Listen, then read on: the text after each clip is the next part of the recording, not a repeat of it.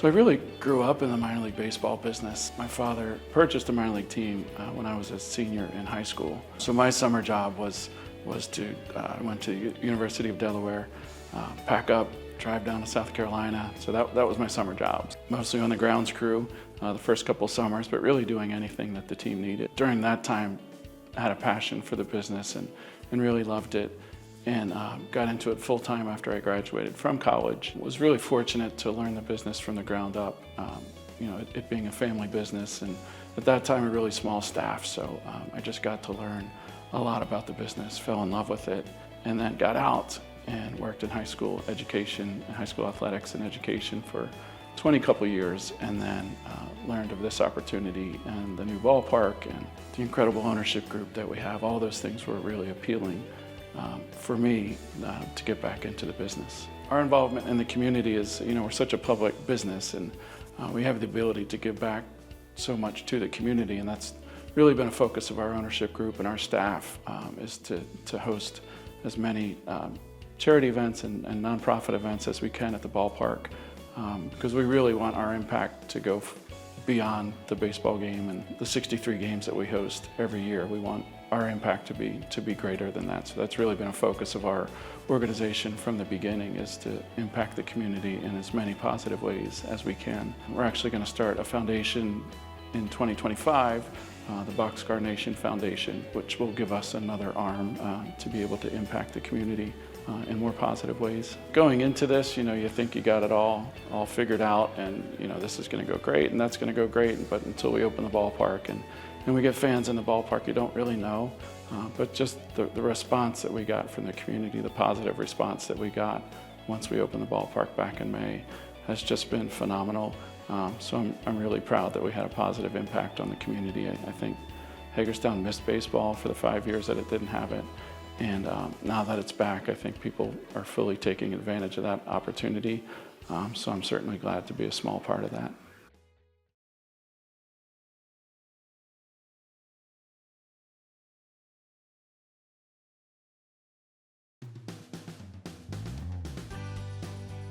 Blackie's been an extraordinary friend to the Arc of Washington County.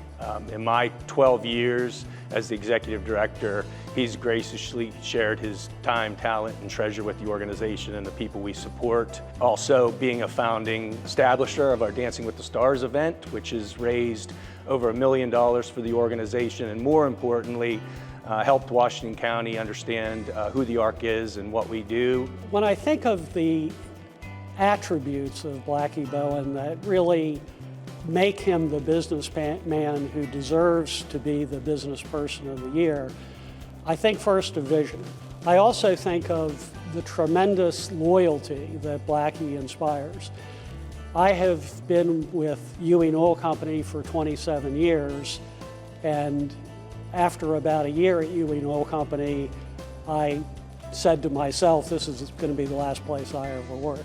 Most people in our community know Blackie is a very successful business person, but he's also an incredible community volunteer. And as a result of his professional success and his community efforts, he forged relationships downstate with political leaders, most importantly, Governor Larry Hogan. That manifested itself in us receiving a huge grant for the Aviation Museum, the redevelopment of downtown, which resulted in us having the most spectacular theater in the state of Maryland, the Maryland Theater. And lastly, we're sitting here at Meredith Park Stadium. The first thing that happened is Quarterman got Maryland Stadium Authority to do a study as to where we would locate a ballpark in Hagerstown, in downtown Hagerstown, if we were going to be able to do one. They picked this site. At that point, Quarterman reached out to me and said, will you help me go through this process? And I said, I would be delighted to do that. It'd be fun. One of the other people I met when I met Hogan before he became governor was a fellow named Tom Kelso. When Governor Hogan became governor, he appointed Tom Kelso as chairman of the Maryland Stadium Authority. When the Maryland legislature created the Maryland Stadium Authority, they gave him bonding authority. So he said, have Quarterman put in a bill asking for $60 million and say, we want the funds to come from bonds sold by the Maryland Stadium Authority, and we want those bonds to be paid off by excess funds from the Maryland Lottery, which is exactly how Camden Yards got paid for. Last day of the legislative session in 2021, my phone rings at 10 o'clock at night, and it's Quarterman, and he said, we did it. The vote came in, the Senate passed it unanimously, and the House only had 4 dissenting votes. So here we are. It's done and we're using it and everybody loves it. So it's been very exciting.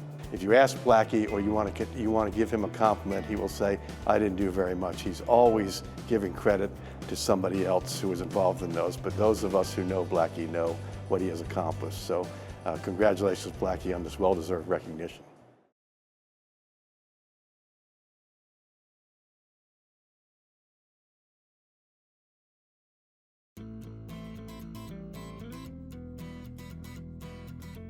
When I got out of the military and out of the intelligence field, I moved up here, and we moved all over the country. We lived overseas, all the time. I said, Deb, you know what? One day, I would simply love to become part of a community. So when we moved up here, I got really involved in the Maryland Theater. I became Maryland Theater's president. I was president of Maryland Theater for about 12 years. About 2 years ago, I knew that that was over, because, you know, time to transition. And I really got passionate about something else that was cropped out personally in my life. My grandson was diagnosed as high-functioning autistic child. And way back 6 years ago, they said, Landon would never speak English. You're gonna have to build a life around him. So I got a hold of the school system. About 2 years ago, I met with Dr. Savine Jim Webster right in this office. And I said, you know what, can we talk about special needs in Washington County? And we start discovering that while there's a lot of great programs, maybe it's not a seamless integration between families, and maybe not everyone knows. So the last 2 years, we started the initiative, and they called it Landon's Project. And Landon's Project is a chance not only for autism, but all special needs in Washington County to bring the medical community, so Emeritus and the pediatric communities on my board, the school systems on my board, and now we have the new medical university. And together, working together to create maybe a better path. And the outcome is this: the Washington County School Board approved and voted to convert Blenckstone Elementary to a full-time therapeutic center. So the thing I love about Washington County is it's a perfect incubator for great ideas, because the community really does come together. Number one, I'm honored to be part of the nomination, the finalists. But I also know that I've got some heavy hitters coming up. And win or lose, I've already won. I did not realize that my daughter and I would be nominated as finalists this year. And when I heard that, I thought, oh my gosh, what an amazing moment. Because to be alongside my daughter in this year, finalists, is probably the greatest thing that I could ever thought. To know that we both, in our own areas, care enough, but we both thought that it was important enough to focus on things that we're gonna make a difference together in the community separately. So I'm honored, and I think I've already won because I'm right there alongside her.